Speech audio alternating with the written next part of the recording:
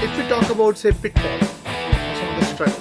So when you see such startups which you really find them promising and they're showing some good progress, what are some of the pitfalls that you see that startup or the entrepreneurs leading it find themselves in, that you say these are some of the quick fixes, if you somehow mend it, you'll be in a lot better shape than you are today?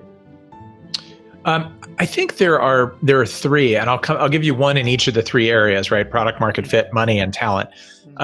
With product market fit, I think the biggest pitfall is that you can go through the lean canvas or whatever your methodology is around doing customer discovery and think you have the answer, but in fact, the answer is only really going to work for 10 people. So selection bias in the process of doing customer discovery is a pitfall. Just because 10 people will buy it doesn't mean 1,000 people will buy it. Just because 10 companies think it's interesting doesn't mean 1,000 will. And being able to figure that out, are you talking to a wide enough sample of companies, big ones and small ones, conservative ones and progressive ones, and I don't mean that politically, but early adopters and late adopters, et cetera. So I think that, sort of pitfall is like, hey, I did discovery, 10 customers are in, I'm good, is the pitfall around product market fit. The pitfall around money is, especially today, I think it's very easy to overcapitalize a business and overspend in the name of speed. And, that just leads companies to do dumb things and get out over their skis and before they're ready. It just causes infinite problems down the road. Too much money in and too much money out. And then I think the biggest pitfall when it comes to talent, when it comes to leadership talent, the biggest pitfall is not moving people out quickly enough if they're the wrong fit. It's really hard to replace an executive. I know that. Everybody knows that. But figuring out how to bite that bullet when someone isn't they're doing an okay job, but not a great job. They're doing a great job, but they're a bad cultural fit. Those are tough decisions. And one of my mentors once said to me, in hindsight, you never fire someone too soon. You only fire them too late. So I think that's a real pitfall. And if I can give you a fourth one, although it's about talent as well, I think most founders don't pay enough attention to building their board and really being thoughtful about constructing a high quality and diverse and independent board early enough in the company's life. And that just leads over time to you having a board that is piled up with founders and VCs and is not the strategic asset that you need. That's a fair point. So if we let's spend a few minutes on the leadership aspect of this. So from your vantage point, what are the tenets of a successful leader? Like, what are some of the qualities that you really aspire or see great leaders carry? So I think great leaders, first and foremost, are authentic. They're themselves. That doesn't necessarily mean transparent. I'm a big fan of transparency, but I know plenty of good leaders that are not super transparent. So you can debate that one. But authenticity is really important. And what that means is if you say one thing to one person, you got to say that same thing to the next person. You can't be saying different things to different people. You can't be at odds with yourself. You also can't be at odds with the culture and with the policies that you create for the business. And I've seen founders over the years that break their own policies all the time and sort of feel like, oh, I'm the founder, I can do whatever I want. That's not a good practice of leadership as well. So I think there's sort of an authenticity of leadership that's important.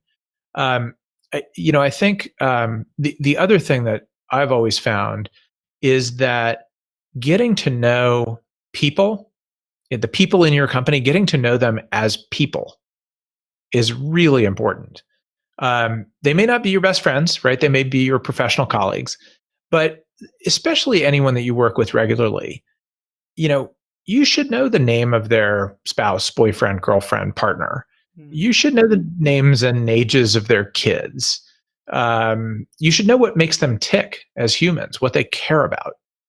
And that, I think, makes you a better leader as well. And I can probably come up with 10 other things, but so that's fair. So when you hire a leader in your personal journey, so what are some of the tenets that you look for? So very early in the conversation, you are bringing someone on board. What is your litmus test to in a snapshot judgment figure out if someone is going to be a good leadership add-on to your organization? there are a few things that I always look for. One is I always look for someone who has a positive outlook. Now, that doesn't mean someone who is blindly optimistic, right? I appreciate people who are realistic quite a bit. But I want people who have a positive outlook on life, who believe that they can work hard and produce good results, who believe in their team, who believe in the idea, who believe that tomorrow is going to be a better day than today. So I think positivity is a really important thing. I certainly look for people who are, in fact, authentic and who are who they say they are. And sometimes it's a little hard to get out of an interview process, but you can get it if you push enough on it. And for me, I always try to find people who are not political. And again, different organizations and different cultures function differently. There are organizations where actually you must be political in order to survive and thrive in them. But the companies that I've run over the years, we try to really stay away from silos and from politics. And being able to identify that, sort of have the spidey sense to figure that out in an interview process or by checking references is pretty important. And I